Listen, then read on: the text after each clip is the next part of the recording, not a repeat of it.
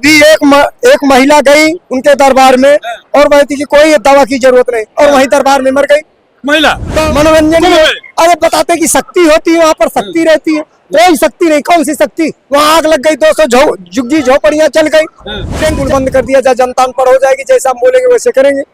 जैसे मदारी आता डमरू बजाता है और अंत में झोला उठा के चल देता है कि जनता को रौंदते रहे, खून की नदियां बहा दी गई।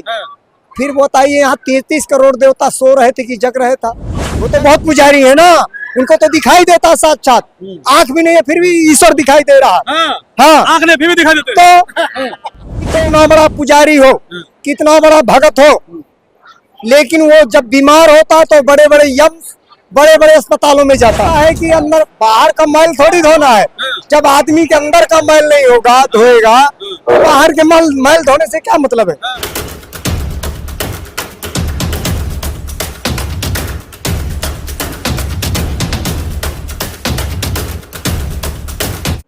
नमस्कार दोस्तों, मेरा नाम गिरजा प्रसाद। अब देखना शुरू कर चुके हैं बदलते भारत। इस वक्त मेरे सामने देख रहे हैं महेंद्र जी है, और ये वो महेंद्र जी है जैसे पहली बात, लेकिन कुंभ मेला को लेकर के बड़ी इनके मन में तकलीफें हैं। जो कुंभ मेला से एक संविधान को लेकर के बातें निकल के आ रही है, उसी पे चर्चा करना चाहते हैं। और कहीं ना कहीं कहूँ तो बहुजन महापुरुषों की विचारधारा को आगे बढ़ाने का काम करते हैं, उसी बात होगी। बदलते भारत में स्वागत है सर। हाँ सर, मेरा नाम महेंद्र कुमार है, महेंद्र कुमार कबीर, उत्तर प्रदेश बुंदेलखंड बांदा जिले से। और इस समय तमाम अनपढ़ लोग जो वस्त्र रंगा करके गेरुआ रंग बदल करके और कहते हैं संविधान को बदलना है। तो गेरुआ रंग वाला बदल नहीं सकते वो लोग? वो कुछ नहीं बदल सकते, क्योंकि ये इलाहाबाद में जो आग लगी कुंभ में, प्रयागराज में, ये साबित कर दिया, ये बता दिया कि कुछ ही इनके पास शक्ति पक्ति नहीं, कोई भक्ति नहीं। क्या बात कर रहे हैं? क्योंकि जब वैज्ञानिक युग है, विज्ञान का बनाया हुआ हमारा यंत्र है दमकल, जब दमकल पहुंचा तो जाके वहां कर आग जो थी काबू में, कंट्रोल में किया। तो इसका मतलब इन लोगों का क्या है? लोग बात कहते हैं कि विदेश से तमाम ऐसे नांगा साधु आते हैं जो कि इनके पास बड़ी शक्तियां हैं, जो हर चीज को कब्जे में करके रखा। लेकिन इसके पहले भी बताते हैं, और ये इतिहास हमारा गवाह है कि 1150 साल हमारा देश गुलाम था, 712 ईस्वी से गुलाम हुआ और 1947 में जाकर के आजाद हुआ। तो बताइए कितने ये हमारे कितने देवता गण थे और तमाम ऐसे शक्तियां थी जो उस आक्रमणकारी से नहीं लड़े और यहाँ के लोगों को रंगते रहे, मारते रहे, खून की नदियां बहाते रहे। और ये जो अनपढ़ लोग हैं ये बोलते हैं किसी के ऊपर टिप्पणी करेंगे, कहीं किसी के ऊपर टिप्पणी करेंगे, बोलेंगे हम ये कर देंगे, कभी वो बोलेंगे। तमाम लोग आपको भगवान पर मतलब आस्था नहीं है? भगवान पे कैसे आस्था भाई साहब? क्यों? कोई आस्था नहीं। क्यों नहीं? अरे जब हम ये इतिहास हमारा बता रहा है, ये काल्पनिक कोई बात नहीं है।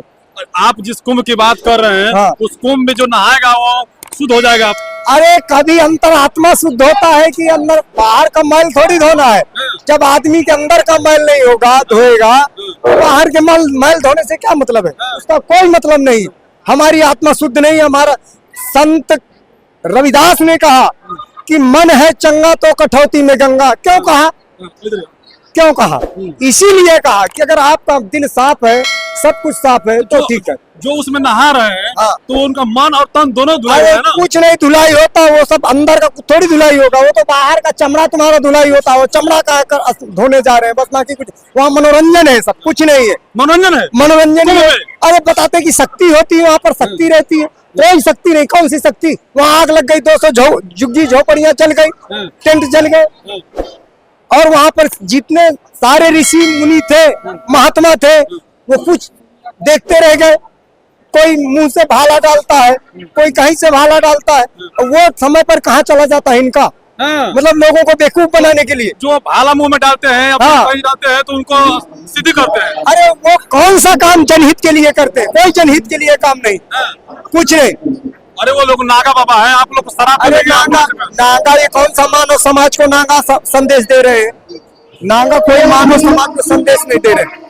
तो जो कुंभ मेला में नागा बाबा जाते हैं, जो कपड़ा नहीं पहनते हैं, इनकी सदियां हैं, तो क्या वो सिद्धियां वहां पर काम नहीं कर रही है?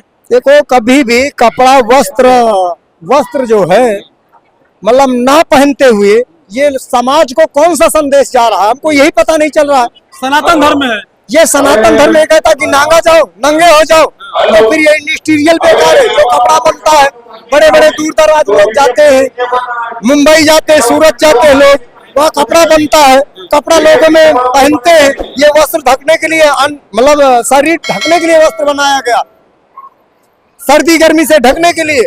और इससे क्या होगा? तो शक्तियां हैं इसलिए ठंडी लगती है। अरे तो शक्तियां तो जाकर के जंगल में करे ना, वहां रहे ना, वहां भीड़ में आने की क्या जरूरत है? और वहां गंगा नदी अशुद्ध होती है, वो हम लोग शुद्ध नंगा नहीं रहने करते। वो नंगा रहने से नहीं, वो नंगा रहने से कोई भक्ति नहीं होती। क्या ऐसे नहीं समाज के लिए कुछ कर सकते? समाज के लिए किया, जैसे संत ज्योतिबा फुले महिलाओं के लिए पहला स्कूल खोला 1848 में पूना में, वो महिलाओं के लिए काम हुआ। ठीक है, बात सही है, लेकिन अभी जो कुंभ में आ रही है, बातें निकल के आ रही है कि वहाँ पे संविधान भी चेंज किया जाएगा। वो खतरा वतरा कुछ नहीं है। वो लोग जो जग गए हैं, जो अनपढ़ लोग जग गए हैं, और जो जिनको बेवकूफ बना के रखे हैं, और उनको ये सब दर्द है, एक तरह का सर दर्द, बाकी कुछ नहीं है। तो ये बताइए, आप कहते हैं कि मतलब आस्था नहीं है, मतलब कि उसमें भगवान में कोई शक्तियां नहीं है, तो डॉक्टर इंजीनियर जो डॉक्टर है, कोरोना काल में उन्होंने जो है कि भगवान का चेकअप किया था, तो उसमें भी बताया था कि इनमें जीव है। तो वैज्ञानिकों ने निर्जीव और सजीव को इसका विवरण बताया कि निर्जीव क्या है, सजीव क्या है, वो कैटेगरी में रखा। जिस निर्जीव में जैसे पत्थर, मिट्टी, ये निर्जीव है, तो निर्जीव में कौन सी पंपिंग क्रिया होगी? वो एकदम से अंधविश्वास में है, वो अंधे हैं। तो जो जितने डॉक्टर हैं, हाँ, इलाज करते हैं, बोलते हैं फिर कि ये सब ऊपर वाले की मर्जी से ठीक होंगे या नहीं? कुछ ऊपर नीचे की मर्जी नहीं है। जब तक कोई भी कितना बड़ा पुजारी हो, कितना बड़ा भगत हो, लेकिन वो जब बीमार होता तो बड़े बड़े अस्पतालों में जाता है। इसका मतलब क्या है? रामभद्राचार्य, जैसे रामभद्राचार्य जी चित्रकूट के हैं, वो कहते थे कि राम मंदिर जब बन जाएगा तो यहाँ पर किसी डॉक्टर की जरूरत नहीं पड़ेगी, किसी को अस्पताल जाने की जरूरत नहीं पड़ेगी। और उसी दरमियान में 15 दिन बाद बीमार हुए, जा करके बीमार हुए। जब तो पहले गए आगरा से फिर देहरा, जब समझ में आया उनको कि अभी कंट्रोल नहीं, हमारा मर्ज हो रहा, हम मर जाएंगे लगता है, तो सीधा भगे देहरादून एयर फ्लाइट से। क्यों गए? उनको क्या भगवान में भरोसा नहीं है? वो तो बहुत पुजारी है ना, उनको तो दिखाई देता साक्षात, आंख भी नहीं है फिर भी ईश्वर दिखाई दे रहा। हाँ, आंख ने फिर भी दिखाई देते। तो वो तो बोलते हैं, फिर क्यों गए वहाँ अस्पताल में? वो सब ये सब बेवकूफ बनाने का लोगों का है, जो इनको बहुजन समाज के लिए, जो दलित मजलूम या अंतिम पायदान में खड़े व्यक्तियों को जो जगह मिली संविधान के द्वारा, इनको इनसे नफरत है, बस बाकी कुछ नहीं। आप भगवान को नहीं मानते हैं? मैं तो नहीं क्यों नहीं मानते? मैं इसके लिए नहीं मानता क्योंकि मैं जब इतिहास उठा के देखा तो यहाँ पर बाहरी आक्रमणकारी इतने आए कि जो यहाँ की जनता को रौंदते रहे, खून की नदियां बहा दी गई। फिर बताइए, यहाँ 33 करोड़ देवता सो रहे थे कि जग रहे? पहले ये बताइए, तो आप ही बताओ। वो तो अस्त्र थोड़ी उठाएंगे वो लोग। तो अस्त्र नहीं उठाएंगे तो फिर काहे के लिए वो भगवान?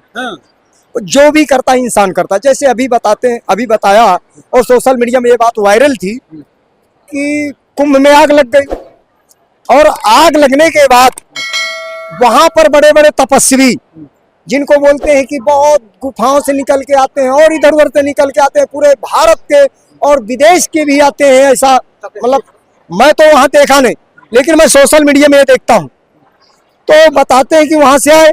अब जब आग लग गई तो फायर ब्रिगेड क्यों बुलाया? उनको बोलना चाहिए ना कि हमारे पास इतनी शक्ति, कोई फायर ब्रिगेड की जरूरत नहीं है।